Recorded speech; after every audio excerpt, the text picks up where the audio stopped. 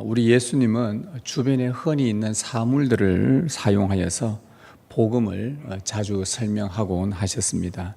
오늘 읽은 본문에서는 소금이라는 것을 사용하셔서 하나님 나라가 무엇인지, 교회가 무엇인지, 복음이 어떤 것인지 우리에게 알려주시려고 합니다.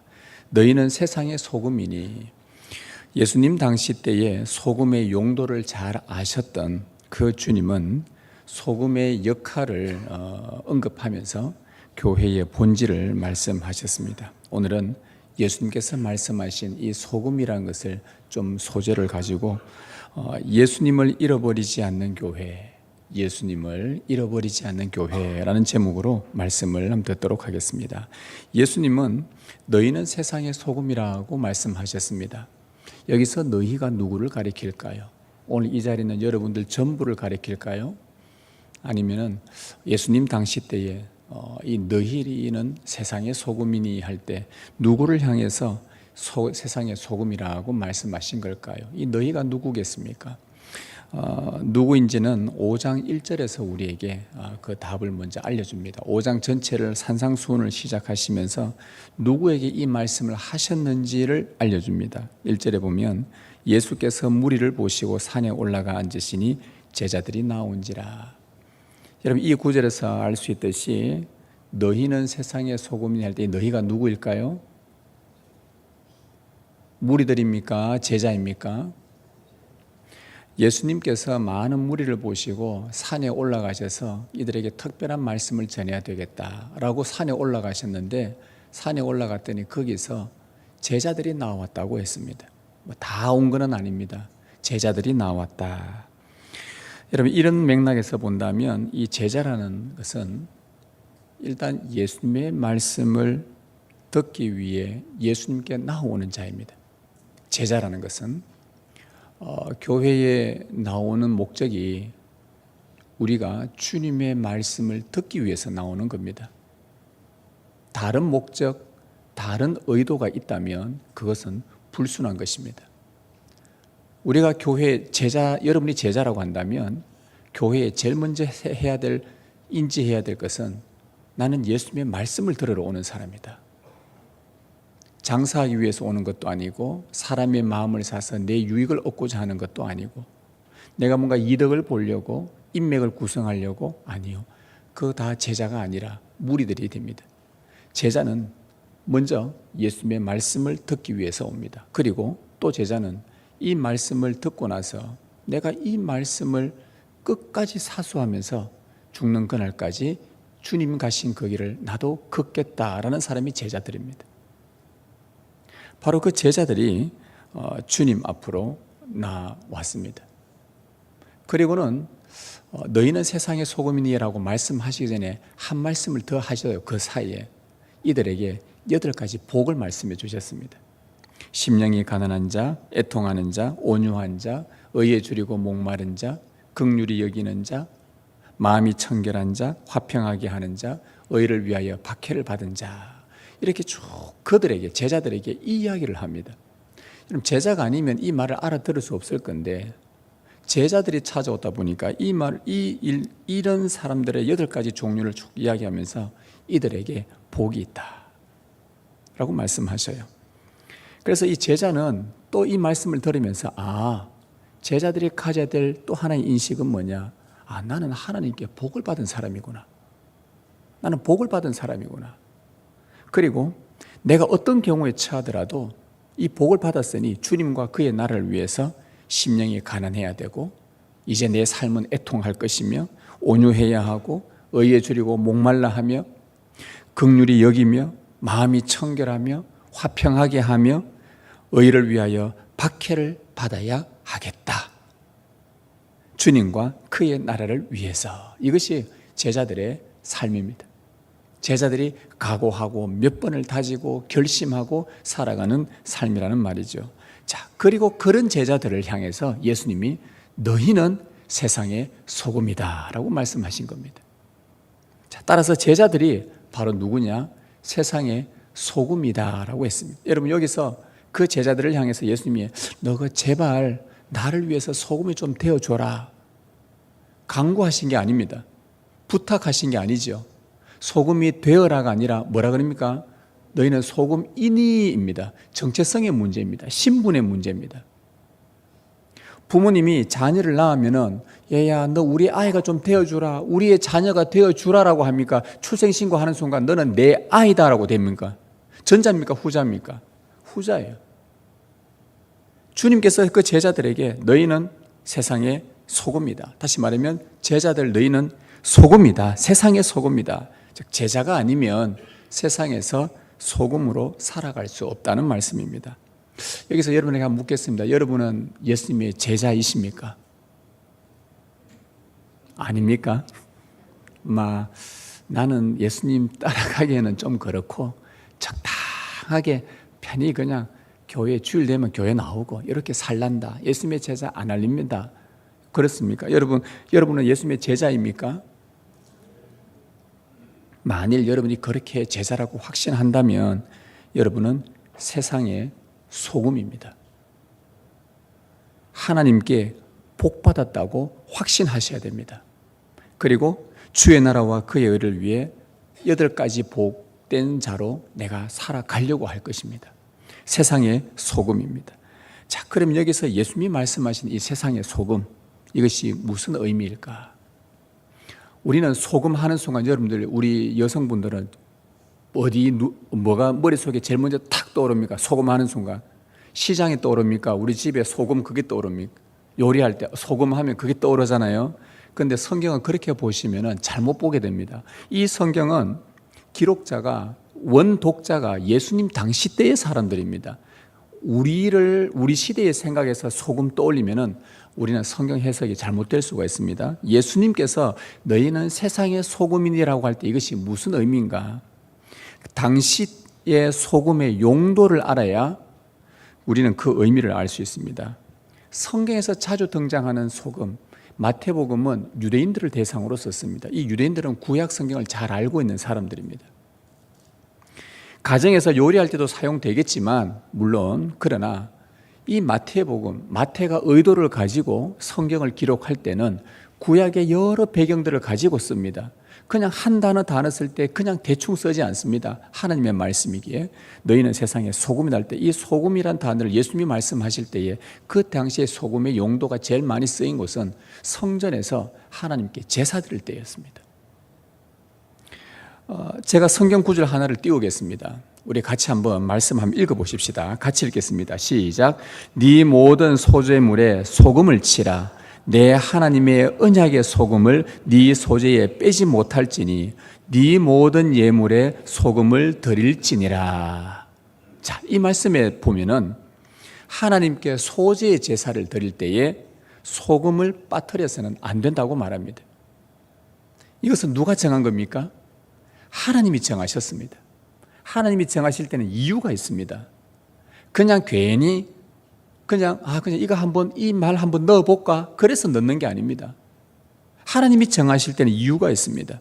그리고 그 제물의 뿌리는 소금을 가리켜서 무슨 소금이랍니까? 하나님의 언약의 소금이라. 특별한 의미를 부여해 주셨습니다. 언약의 소금이라. 즉 이것은 다시 말하면 이 소금은 어떤 소금이냐? 제사 때 소금을 뿌려서 하나님 앞에 드려진 소금이라 한다면 이 소금은 하나님 앞에 바쳐진 소금. 자, 여기에서 예수님께서 너희는 세상의 소금이다 라고 말씀하신 이 뜻을 우리는 발견할 수 있습니다. 제자들은 예수님이 너희는 세상의 소금이다 하는 순간 제자들이 제일 먼저 떠올려야 될까? 여러분, 제자들은 다 남자들이었어요. 무슨 가정집에 요리할 때 소금을 생각하겠습니까? 남자들은 유대인들입니다. 회당에서 주의 말씀 듣는 사람들이 구약을 알고 있는 사람들이죠. 그래서 예수님께서 너희는 세상의 소금이다 하는 순간 그 소금을 들었을 때에 제일 먼저 제사 때에 하나님 앞에 뿌려지는 그 소금을 기억하게 됩니다. 소금이 하나님께 드려진 것처럼 세상의 소금, 즉 자신들이 세상에 사는 동안 산 제물로 하나님 앞에 드려진 자라는 것을 인식하며 살아가야 된다는 말씀입니다. 여러분, 세상 사람들 한번 보십시오. 그들은 자기 자신들이 어디에 속했는지 전혀 모르고 평생을 삽니다. 자신들이 하나님 앞에 드려진 자라는 거 인식 없이 살아가지 않습니까? 그들은 나는 하나님께 속했다, 하나님의 소유다, 하나님의 사람이다, 이런 거 전혀 생각할 수 없습니다. 하나님과 무관하게 살아갑니다. 그래서 자기들이 배우고 경험한 것들을, 인생에서 경험한 것들을 토대로 해서 나름의 가치 체계를 구성하고 사고방식을 만들어가고 철학을 만들고, 내 인생은 나는 이렇게 살아갈 거야 라고 자기의 경험을 통해서 만들어내고 살아갑니다. 하나님과는 전혀 무관하게 살아가죠. 그런데 예수님의 제자들은 그렇지 않다는 겁니다. 너희는 세상의 소금이다. 이 말씀에 근거해서 비록 이 땅에 평생 살아가겠지만 이 세상이 어떻게 돌아가든지 간에 너희가 이 땅에 발을 딛고 사는 동안은 내 자신이 하나님께 드려진 자라는 이 확고한 인식과 믿음으로 살아간다는 말입니다. 나는 그리스도의 피로 하나님 앞에 드려진 자다. 나는 하나님께 속했다라는 이 생각을 확고히 가지고 살아갑니다. 그래서 세상의 유행이나 세상의 방식이나 세상이 추구하는 가치나 쾌락에 내 자신을 내어주지 않고, 나는 어디에 내어준다? 세상에서 하나님께 나를 내어준다. 이게 세상의 소금이다라는 말씀입니다. 하나님 앞에 드려진 언약의 소금이다. 나는 이 땅에 살고 있지만 이 땅의 사람이 아니요, 천국 백성이요, 하늘을 바라보면서 하나님 앞에 드려진 자라는 것을 날마다 인식하면서 이 땅에서 살아가는 겁니다. 여기서 예수님이 세상의 소금이다라고 말씀하신 의미가 바로 이거예요. 우리는 이 소금이라고 할 때에 아까 좀 말씀드린 것처럼 이 당시 때 예수님이 말씀하신 그 의도 외에 오늘 우리가 문득 드는 생각에 세상의 소금, 그래 내가 소금이지, 우리가 오늘날에 소금하는 그 소금을 보고 그래 요거 세상에 부패하지 않도록 이 소금이 방부제 역할을 해야지 해서 우리가 뭔가 이 세상에 썩어져 가는 것을 우리가 한번 막아보려고 몸부림치고 발부둥치고 그런 생각을 간혹 할 때가 있습니다. 물론 그것도 의미는 좋습니다. 은혜는 되는 말씀이나 오늘 예수님이 하신 말씀의 의도는 아닙니다. 왜 그러냐면 여러분, 이 부패한 세상에 내가 소금이 되어가지고 한번 이 썩어진 세상 내가 바꿔버리라, 여러분 그런 기도 늘 하십니까? 늘 하지요? 솔직히 안 합니까? 안 하세요? 예, 그러면 그렇게 안 하고 계속 사시면 제자가 아니길. 이 부패한 세상, 죄로 가득한 세상, 내가 한번 세상을 변화시켜 버리라. 거룩한 소금이 되어서 내가 들어가서 이 부패를 방지하겠다. 내가 방부제 역할을 하겠다. 여러분, 아무리 애를 써도 세상 안 바뀝니다. 세상은 더 악해집니다. 예수님 말씀하셨어요. 날이 갈수록 주님 오실 때까지 세상은 더 악해집니다. 사단은 더 활보합니다. 우리가 생각지도 못했던 수단 방법 가리지 않고 교묘하게 밀고 들어옵니다. 우리의 아이들 정신세계로 고스란히 밀고 들어옵니다. 휴대폰 하나 가지고 사람들을 다 망치도록 기가 막히게 뚫고 들어옵니다. 우리가 정신을 차려도 헷갈릴 만큼입니다. 여러분, 우리가 그런 소금의 역할을 하는 게 아니에요. 우리가 세상을 변화시키기는 어렵습니다. 절대 불가능합니다. 그래서 주님이 하신 말씀 세상의 소금이니라는 것은 세상은 이렇게 썩어져 가고 이렇게 부패져 가도 결국 멸망할 이 세상 속에서 너희가 해야 될 일들은 세상 변화시키는 게 아니라 그 속에서 나는 하나님 앞에 드려진 언약의 소금이라는 것을 기억하고 그 정체성 잊지 않고 계속 살아가라는 말씀이에요. 이게 중요한 겁니다. 내가 세상 변화시키겠다는 것은 나한테 엄청난 부담으로 다가옵니다. 왜? 불가능한 일이니까. 그런데 우리가 가능한 일은 뭐냐? 그래, 내가 하나님 예수 그리스도의 피로 구원받았잖아. 세상이 어떻게 돌아가든지 간에, 세상이 나를 공격하든 세상이 부패하든 썩어져 가든 내가 있는 그곳에서는 썩어져 가는 그 세상에 우리가 발을 딛고 있는 동안 하나님의 언약의 소금으로서 그곳 있는 곳만이라도 내가 하나님 앞에 드려진 소금으로 살아가면 그곳은 하나님의 은혜와 하나님 나라가 이루어진다는 거예요. 이 정체성 갖고 살라는 말씀입니다. 여러분, 이것을 어디서 우리가 날마다 확인하는가? 매주일 예배 때마다 우리가 확인을 하는 겁니다. 그래, 나는 하나님께 드려진 언약 백성이지. 예배 드릴 때마다 확인합니다. 이스라엘 백성들이 제사 때마다 언약의 소금을 뿌리면서 자기들이 하나님의 언약 백성인 것을 확인했던 것과 마찬가지로 오늘 우리들은 주일날 예배 드릴 때마다 항상 우리는 고백합니다. 성경 구절 내려주셔도 되겠습니다. 항상 고백합니다. 뭐라고 고백합니까? 나는 죄로 타락한 자였다. 나는 하나님의 언약의 소금으로 살려고 몸부림쳤지만 참 이 죄악된 세상에 발을 딛고 살다 보니 나도 모르게 참 죄 가운데 빠지고 말았다. 그래서 주님 앞에 올 때마다, 예배 때마다 우리가 고백하는 것, 나는 타락한 자다. 나는 어둠에 속했다. 나는 하나님 없이 살아왔다. 나는 진노의 자녀였다. 그런데 그런 나에게 또 언약의 소금이라고 말씀하시면서 하나님 앞에 드려진 자라고 말씀하시면서 나에게 긍휼과 자비와 언약의 성실함으로 베풀어 주신 하나님 앞에 나는 또 한 번 다시 언약 백성임을 또 확인하는 것이에요. 이 예배 때마다. 그래서 예배에서 정말 중요한 의식은 뭐냐? 나의 죄됨을 고백하고 내가 다시 하나님의 은혜와 긍휼로 하나님의 언약의 소금으로 드려진 자라는 것을 항상 의식하고 고백하고 찬양하고 감사하고 기도하는 것이 예배 때 정말 중요한 의식입니다. 자, 그 다음이에요. 예배가 끝나고 나면 엿새 동안 이 세상에 사는 동안 우리의 마음은 또다시 고백을 해야 됩니다. 매일매일 아침마다 고백하셔야 됩니다. 매일매일 저녁마다 고백하셔야 됩니다. 뭐라고요? 나는 세상의 소금이다. 나는 이 세상에서 비록 타락한 세상에 살고 있지만 하나님 앞에 드려진 자다. 나를 세상에 더 이상 내어줄 수가 없다. 나는 하나님 앞에 드려진 자인데 어떻게 나를 세상에 나의 모든 몸뚱아리를 다 내어줄 수 있는가? 나의 행동과 나의 삶의 체계를 어떻게 세상에다 다 내어줄 수 있는가? 그럴 수 없다. 하나님께만 나를 드릴 것이다 라고 고백하며 믿음으로 살아가야 이것이 세상의 소금이라는 의미입니다. 그래서 사도 바울이 오늘 우리에게 알려준 중요한 교훈이 고린도 교회를 향해서 하신 말씀인데 우리에게 준 교훈이 하나 있습니다. 한번 들어보십시오. 바울의 교훈입니다. 의와 불법이 어찌 함께하며 빛과 어둠이 어찌 사귀며 그리스도와 벨리알이 어찌 조화되며 믿는 자와 믿지 않는 자가 어찌 상관하며 하나님의 성전과 우상이 어찌 일치가 되리요. 우리는 살아계신 하나님의 성전이라. 이게 무슨 말씀입니까? 하나님 앞에 드려진 너희는 의롭다 칭함받았는데 어떻게 의와 불법이 함께 할 수 있겠느냐? 불법에 너희를 내어주지 말아라.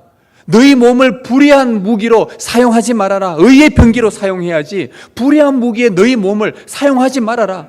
불의한 일에 너희 입술을 사용하지 말아라. 불의한 일에 너희 몸을 사용하지 말아라. 너희의 생각과 꾀를 내지 말아라. 복 있는 사람은 악인의 꾀를 쫓지 아니하며 죄인의 길에 서지 아니하며 오만한 자리에 앉지 아니하고 의와 불법이 함께할 수 없다. 빛과 어둠이 어떻게 사귈 수 있겠느냐? 그리스도와 벨리알, 즉 그리스도와 사탄이 어떻게 조화될 수 있겠느냐? 하나님의 성전인 너희가 어떻게 우상과 일치될 수 있겠느냐? 따라서 하나님께 드려진 자가 세상의 사고방식과 세상이 이끌어 주도하는 유행과 그들의 사조와 세계관에 우리를 내어줄 수가 없습니다. 왜? 우리는 하나님 앞에 드려진 자들이기 때문에 예수 그리스도의 고귀한 피로 내 자신이 하나님 앞에 바쳐진 자들이기 때문에 매주마다 하나님 앞에 그렇게 고백하면서 우리 자신을 드렸는데 어찌 우리가 사는 이곳에서 하나님께 드려진 자가 세상에 우리 자신을 내어줄 수 있냐는 말이죠. 이것은 예수님의 제자가 아닙니다. 만일 내가 내어준다면 더 이상 세상의 소금이 아닙니다. 하나님의 언약 백성이기를 거부하는 행위입니다. 꼭 기억하십시다. 우리는 세상의 소금이라는 것을 세상 어디에 던져져도 저 태평양 한가운데 섬에 우리가 던져져도 골방에 내 혼자 있어도 아무도 보지 않는 곳에서 나 혼자 있다 하더라도 그곳에서 그래 나는 하나님께 드려진 자다. 나는 하나님께 바쳐진 자다. 이 세상에 있는 동안 나는 하나님이 내 생명을 붙들고 있는 동안은 이 세상에서 하나님 앞에 드려진 소금이다. 하나님께 바쳐진 자라는 것, 이거 인식하면서 이거 잊지 말고 살아가야 되는 것입니다. 자, 그러면 우리가 세상의 소금이라고 주님이 이런 의미로 주셨다고 한 때에 그럼 우리는 구체적으로 이 세상의 소금으로서 어떻게 살아야 되는가가 그 다음에 문제입니다. 맛을 잃지 않아야 되고요. 혹 잃었다면 다시 맛을 찾아야 됩니다. 이 두 가지 관점으로 말씀드리겠습니다. 맛을 잃는 겁니다. 예수님 말씀하셨습니다. 오늘 본문에 소금이 만일 그 맛을 잃으면 무엇으로 짜게 하리요? 너희는 세상의 소금이니라고 하시면서 그 다음 말씀이 맛을 잃으면 맛을 잃었다는 것은 소금 고유의 짠맛을 잃었다는 말입니다. 없어졌다는 말이죠.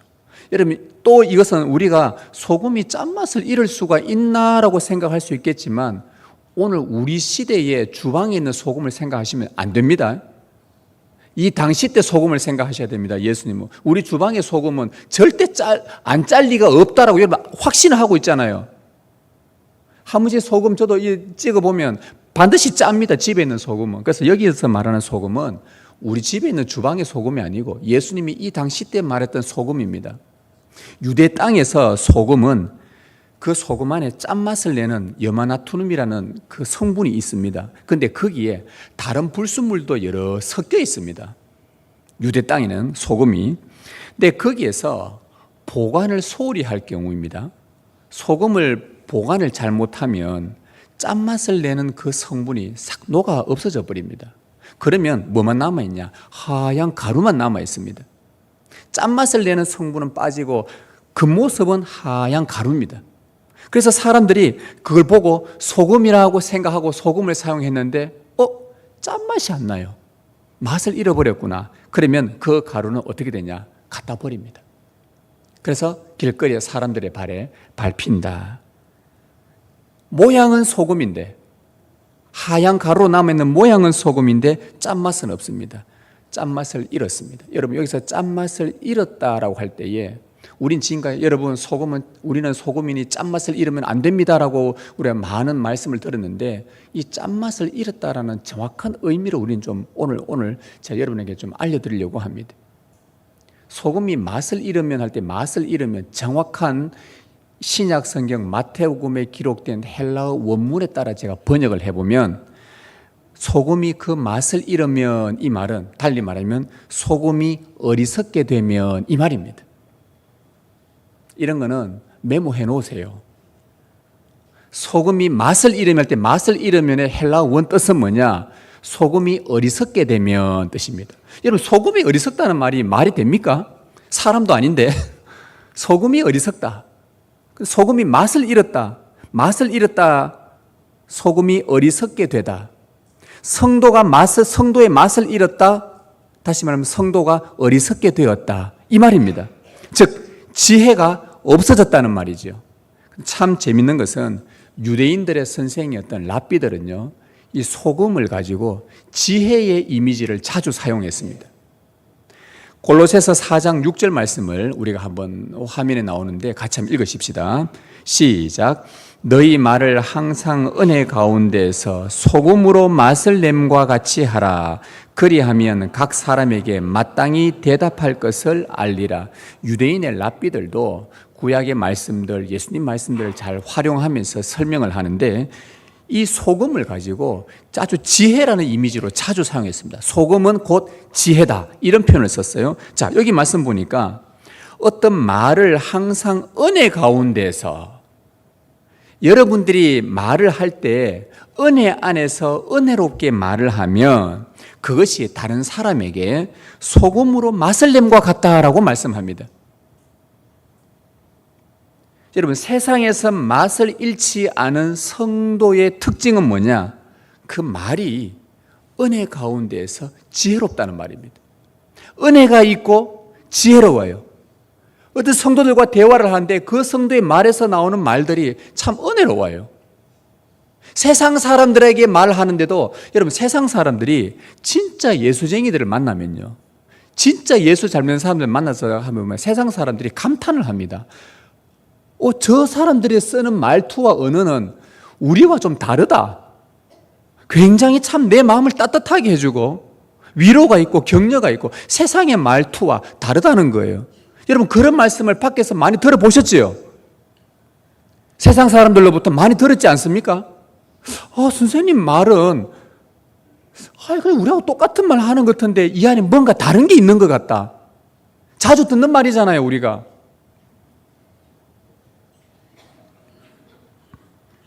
자주 들으셔야 됩니다.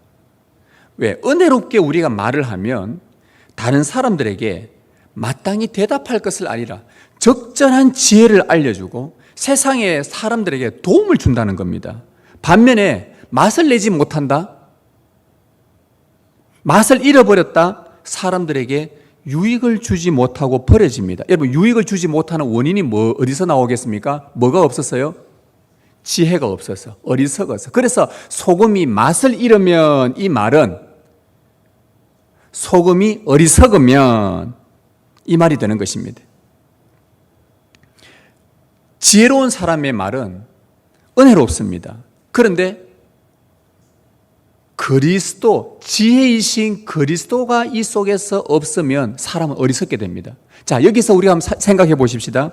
소금이 그 맛을 잃었다. 소금이 어리석게 되었다. 소금이 지혜를 잃어버렸다. 지혜는 그리스도를 상징합니다. 지혜이신 그리스도를 잃어버렸다. 즉, 우리 안에서 예수 그리스도를 잃어버리면 우리는 어리석은 사람이 됩니다. 세상에서도 도움이 안 됩니다. 믿는 사람에게 도움은 안 될 커녕 그거는 말할 필요도 없고, 안 믿는 사람들에게도 전혀 도움이 안 됩니다. 다시 말하면 세상의 소금인 성도가, 세상에서 하나님께 바쳐진 성도가 우리 안에 예수 그리스도를 잃어버리면 정말 어리석은 사람이 되어서 세상에서도 아무 짝에도 없는 소용없이 밟힐 뿐입니다. 여러분, 세상의 소금으로 살아가는 성도에게, 오늘 우리에게 그리스도의 모습이 나타나지 않으면 우리는 다 소용이 없는 사람들이 됩니다.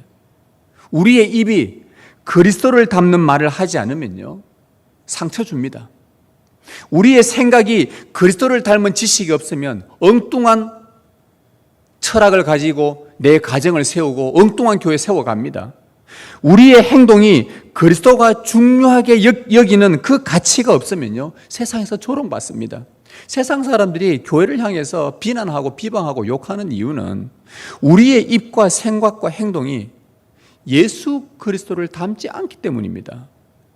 예수 그리스도의 가치가 나오면, 여러분, 예수 그리스도가 만약에 이 땅에 사셨다고 칩시다. 안 믿는 사람들도 존경했습니다. 그분의 삶은 너무 고귀하고 거룩하고 아름답고 의로워서.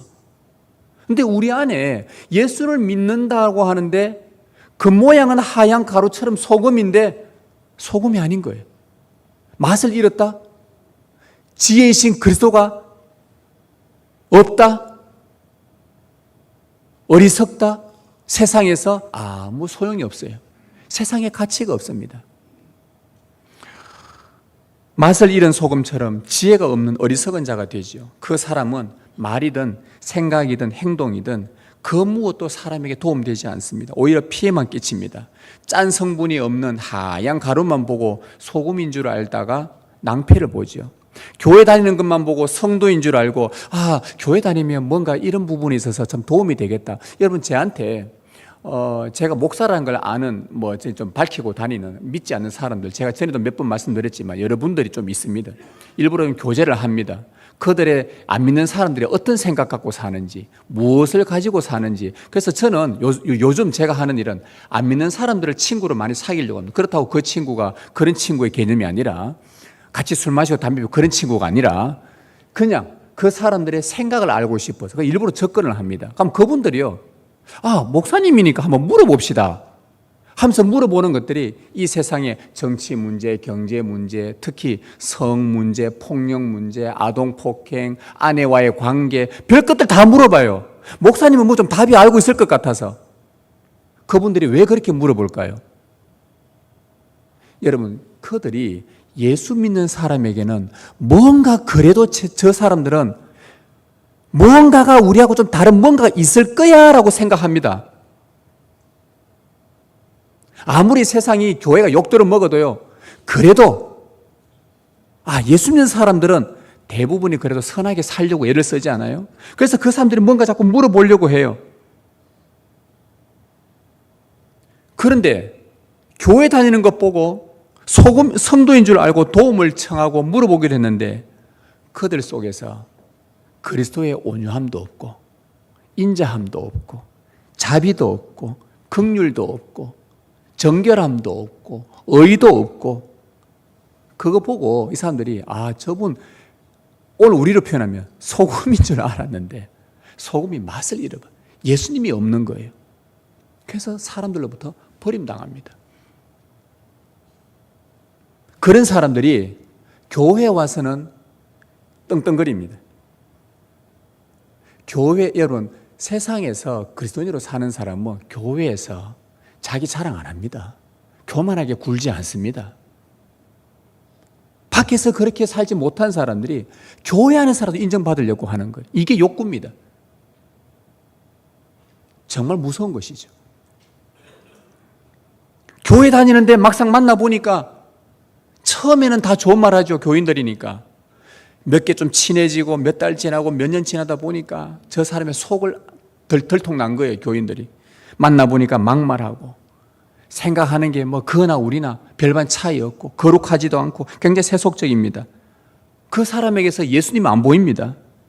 주일에 교회는 나오는데 한 주간 세상에서 사용하는 말투나 생각이나 행동이나 관심사를 보면 하나님 앞에 드려진 소금이 아니라 세상 사람과 별반 차이가 없습니다. 이거 성경 구절 좀 내려주십시오. 센스 있게 좀 탁 띄었다 탁 꺼졌다 이렇게 좀 해주시기 바랍니다.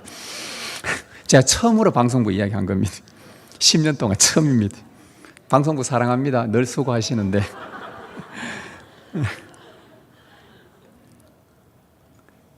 우리가 한 주간에 이곳에서는 거룩한데 밖에 나가서 우리가 사용하는 말투, 생각, 행동들이 하나님께 드려진 소금처럼이 아니라 세상 사람과 별반 차이가 없다. 경건의 모양은 있는데 능력이 나타나지 않는다. 예수 믿는 능력이 없어. 맛을 잃은 성도입니다. 그 사람에게서 그리스도의 인격이 보이지 않습니다. 다만 밖에 버려 사람들에게 밟힐 뿐이라. 실제로 이스라엘 백성들이, 구약의 백성들이 하나님 앞에 얼마나 부지런히 제사했는지 모릅니다. 얼마나 예배 드렸는지 모릅니다. 오늘 우리보다 더 많은 예배를 드렸습니다. 우리는 일주일에 한 번씩 예배 드리지 않습니까? 좀 더 열심히 있는 사람들은 수요일도 나올 거고 또 더 하나님 앞에 기도하기 위해서는 매일 나오기도 하지만 이 유대인들은요, 성회 심지어 절기 때는 일주일씩 연차 다 내가지고요, 일주일씩 예루살렘에 와서 성지순례 합니다. 가족들 다 데리고 옵니다. 그들이 벌었던 돈들을 1년에 3번 절기 때 다 와가지고 거기서 밥 먹고 지내려고 돈 법니다. 그것만 있습니까? 매월 초하루 또 하나님 앞에 예배 나옵니다. 어떤 날에는요, 안식년이라 걸리면은 1년 동안 쉬어야 됩니다. 구약 백성들은. 얼마나 예배를 많이 드리고 얼마나 재물을 많이 바치는지 몰라요.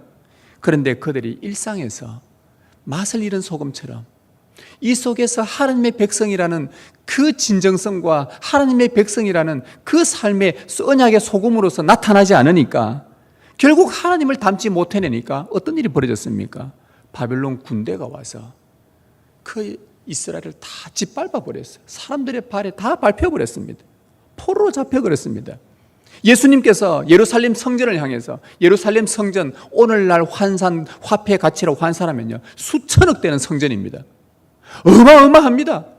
그런데 그곳에서 얼마나 제사가 많이 드려지고 짐승들이 피를 흘리고 힘은 냄새가 나고 제사 드렸는지. 그런데 예수님이 하신 말씀이 뭡니까? 이거 무너뜨린다. 이거 무너진다. 그러니까 예수님이 제목이 뭐냐? 성전을 무너뜨린다고 하니까 그게 제목이 걸린 거예요. 그런데 예수님이 성천하시고 나서 40년, 한 세대가 딱 되었을 때, 주님이 말씀하신 것처럼 한 세대가 지나면 AD 70년에 로마 군대에 의해서 무참하게 돌 위에 돌 하나 남지 않도록 다 부서졌습니다. 왜요? 맛을 잃은 성전이었거든. 맛을 잃었기 때문입니다. 맛을 잃은 성도의 결말은 처참히 무너집니다. 정말 비참합니다. 가만히 두면 마지막에 결론적으로 나옵니다. 결론이 비참해집니다. 여러분, 우리는 이런 이 맛을 다시 찾아야 돼요. 우리에게 필요한 것은 우리가 세상에서 이리 찢기고 저리 찢기면서 잃어버렸던 성도의 맛을 다시 찾아야 되는 겁니다. 어떻게 찾습니까? 소금에서 짠 성분을 다 빠져나오고 가루만 있는 여기에다가 어떻게 다시 짜게 만들 수 있습니까? 무슨 수로 여기다가 짠 성분을 어떻게 넣어서 어떻게 소금을 다시 만들어내요? 불가능합니다. 갖다 버려야 됩니다. 어떻게 해야 돼요? 어떻게 해야 됩니까? 우리에게는 답이 없습니다. 우리는 이 버려진 이 소금처럼 되어서 다시 짜게 할 수 있는 그 능력이 우리에게는 아무것도 없습니다. 그런데 하나님은 답을 갖고 계셔요. 구약 성경에 보면 맛을 잃은 소금을 표현하는 기가 막힌 성경 구절이 있습니다. 에스겔이 이야기해 줍니다. 한번 들어보십시오. 이 뼈들은 이스라엘 온 족속이라. 말라버린 뼈들을 이스라엘 족속이라고 말했어요. 맛을 잃은 소금을 대표적으로 나타내는 마른 뼈 같은, 아무짝에도 쓸모없어 사람들에게 밟혀버리는 쓸모없는 마른 뼈. 우리의 소망이 없어졌으니 다 멸절되었다 하느니라. 그때 생기가 그들에게 들어가며 그들이 곧 살아나서, 생기가 들어가니까 그 마른 뼈들이 살아났대요. 절대 불가능한 일이잖아요. 마른 뼈가 스스로 어떻게 살아날 수 있어요? 해골이 어떻게 스스로 살아날 수 있습니까? 죽은 자를 살릴 수 있는 유일한 분은 예수님밖에 없었습니다. 예수님의 영이신 성령의 생기가 그 속에 들어가니까 마른 뼈가 살아났다 그래요. 이거는 에스겔의 예언입니다. 내가 너희 무덤을 열고 너희로 거기에서 나오게 한즉 너희는 내가 여호와인 줄 알아라. 여호와만이 이 일들을 가능하게 할 수 있다. 내가 내 영을 너희 속에 두어 너희를 살아나게 할 것이라. 에스겔 37장에 나오는 예언의 말씀입니다.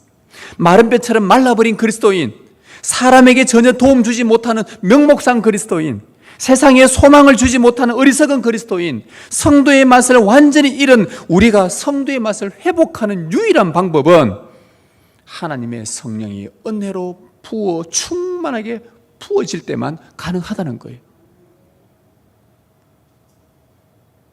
그러기 위해서 우리에게 필요한 것이 뭐겠습니까? 우리가 단 한 개 할 수 있는 것, 하나님의 영이 충만하게 우리에게 임할 수 있도록 우리가 할 수 있는 단 한 가지 방법, 하나님께서 우리에게 하라고 하셨어요. 단 한 개 할 수 있기 때문에 하라고. 이게 뭡니까? 은혜를 구하는 거예요. 하나님께 은혜를 구해야 돼요. 엎드려서 은혜를 구해야 됩니다. 은혜 구하는 게 제일 먼저예요. 하나님이 은혜 구하라고 했으니까. 내 얼굴을 구해라. 내 얼굴을 찾아라. 그러면 내가 너희에게 나타나리라. 자, 그 다음 은혜를 구했어요. 그러면 하나님이 나타나셔서 하시는 일이 뭘까요? 야, 네가 나를 은혜를 구하는구나. 오케이, 너는 회복. 여러분, 바로 이렇게 은혜 구하고 회복 공식으로 바로 떨어질까요? 그 사이에 한 단계를 더 거칩니다. 뭘 거칠까요? 네가 이 땅에 사는 동안 소금으로서 살아가야 되는데 맛을 잃은 원인이 무엇인지 우리에게 우리 죄를 알려줍니다. 반드시 알려주십니다. 내 죄를 알려주셔요. 소금의 맛을 잃어버린, 하나님께 들어진 자로 살지 않았던 모든 행실들을 낱낱이 깨닫도록 보여주십니다. 그 다음에 해야 될 일이 뭐냐? 은혜를 구하면 하나님의 은혜가 그것을 깨닫게 해주시고, 깨닫게 해주시면 우리는 통회합니다. 통곡하며 회개해야 됩니다. 지혜롭지 못한 언어들로 사람들의 마음을 다치게 했던 일, 아프게 했던 일, 괴롭게 했던 일 하나하나 하나님이 떠올려 주실 때에 그거 회개합니다. 그리스도의 인격을 드러내지 못한 행위들, 인격이 묻어나지 않아 상처 주고 누군가를 실족하게 했던 모든 상황들을 다 회개해야 됩니다. 여러분, 이거 얼렁뚱땅 넘어가는 경우가 우리에게는 의외로 있습니다. 하나님의 은혜가 좋은 게 좋다고 얼렁뚱땅 넘어갑니다. 여러분, 죄를 얼렁뚱땅 넘어가면요, 하나님의 은혜가 임하기 어렵습니다. 회복이 안 돼요. 왜요? 얼렁뚱땅 넘어가면 다음에 또 똑같은 거 반복합니다. 또 똑같은 거 반복합니다. 금방 잊어버립니다. 사람은요, 500원짜리 주고 산 물건들은요, 어디 놔둬도 금방금방 잊어버립니다. 근데 여러분이 1000만원짜리 주고 산 물건들은요, 항상 생각합니다. 그거 잘 있겠지? 그거 집에 잘 있지? 다시 와서 확인도 해보고. 바로 이 원리입니다. 죄를 깊게 생각하면, 무겁게 생각하면 하나님 앞에 철저하게 회개합니다. 이거 얼렁뚱땅 넘어가면요, 여러분 똑같이 또 이거 반복합니다. 또 맛을 잃어버립니다. 또 짓밟힙니다. 또 반복합니다. 근데 죽을 때까지 2, 3 반복해서 사는 게 우리가 아니잖아요. 우리의 심령과 골수와 폐부를 주님께 은혜를 구하면 그 말씀의 검이 들어와서 찔러 쪼개어서 성도의 맛을 잃게 했던 그 원인들을 철저하게 찾아내주면, 하나님의 은혜로 찾아오면 그것을 울고 통곡하고 깊이 있게 회개하고 시간을 들여서 회개하고 하나님의 은혜를 또 구하고 또 회개하고, 그래야 우리가 살 수 있고 회복될 수 있는 것입니다. 회복되어야 다시 세상의 소금으로 하나님께 드려진 자로 인격을 드러내는 삶을 살 수 있습니다. 성령으로 회복되어야 그 앞에 나오는 팔복에서 말한 성도의 맛을 살아낼 수 있는 겁니다. 교만한 자들이 가득한 이 세상에서라도 예수님이 하신 것처럼 심령이 가난해져서 겸손히 하나님을 찾게 되는 것입니다. 하나님의 뜻과 무관하게 살아가는 이 세상을 바라보면서 예수님이 하신 것처럼 내가 애통해하며 그곳에서 살아가는 것입니다. 폭력이 난무한 곳에 예수님께서 하신 것처럼 내가 그곳에서 온유하게 살아야 되는 것입니다. 불의가 판을 치는 세상에서 그런데 예수님처럼 의에 줄이고 목말라 해야 하는 것입니다. 무자비한 자들 속에서 예수 그리스도처럼 무자비한 자들이 자비도 없이 그 악을 행할 때에 예수님은 그 속에서 어떻게 하시는지 보고, 아, 예수님처럼 나도 긍휼히 여겨야 하겠습니다. 이중적이고 속이는 자들 속에서 예수님이 어떻게 살았는가 보니까 그분이 마음을 청결하게 마음을 먹으셨어요. 아, 그렇구나. 예수님처럼 나도 마음을 청결하게 살아야 하겠습니다. 당짓고 자기 편 만들고 다른 사람 비방하고 욕할 때에 우리는 예수님은 어떻게 하셨는가 보니 그분은 그곳에서 화평하게 하는 사역을 하셨어요. 아, 이렇게 해야 되는 거구나. 이런 힘을 얻을 수 있는 겁니다. 그런데 이렇게 살았는데 8가지 복을 가지고 이렇게 열심히 살았는데도 맛을 잃지 않으려고 살았는데도 계속 고난이 찾아온다? 그러면은 팔복의 마지막에 예수님처럼 의를 위하여 박해받는 것을 기뻐해야 하겠습니다. 이게 언약의 소금으로 맛을 잃지 않는 자의 삶입니다. 이것이 성도의 맛입니다. 이것이 예수님을 잃어버리지 않은 교회의 맛입니다. 말씀에 오늘 말씀 13절 읽었지만 마지막 16절에 결론을 이야기해 줍니다. 너희 착한 행실을 보고 하늘에 계신 너희 아버지께 영광을 돌리게 하라. 착한 행실, 선한 행실 뭡니까? 세상의 소금으로서 하나님께 바쳐진 성도로서 그리스도를 드러내는 삶, 착한 행실, 이것이 성도의 본연의 맛이라고 합니다. 이럴 때에 우리의 행위를 보고 우리의 삶을 보고 믿지 않는 사람들이 하나님 앞에 영광을 돌린대요. 그 사람들이 예수 믿고 안 믿고는 하나님 손에 달려있는 것이고, 우리가 할 일은 내가 있는 곳에서 그리스도인의 맛을 내는 겁니다. 그 맛은 다름이 아니라 내 안에 그리스도를, 인격을, 성품을, 그분의 말을, 그분의 언어를, 그분의 심령을 내가 바쳐진 대로 드러내는 것입니다. 이것밖에 없습니다. 예수님의 죽음으로 우리 마음에 깊이 새겨주신 예수 그리스도의 인격을 잃어버리지 마십시다. 성령께서 기회 주실 때 날마다 우리의 마음을 새롭게 하고 우리가 마음의 변화를 받아서 하나님의 선하시고 온전하시고 기뻐하신 뜻이 무엇인지 우리가 발견하고 언약의 신실한 성도로 살아가십시오. 이 세대를 본받지 말고 은혜 붙들고 하나님께 드리는 언약의 소금의 신분을 늘 기억하면서 두렵고 떨림으로 온전한 구원을 이루어 가시길 간절히 바랍니다. 삼위 하나님의 은혜가 충만히 머물기를 소망합니다.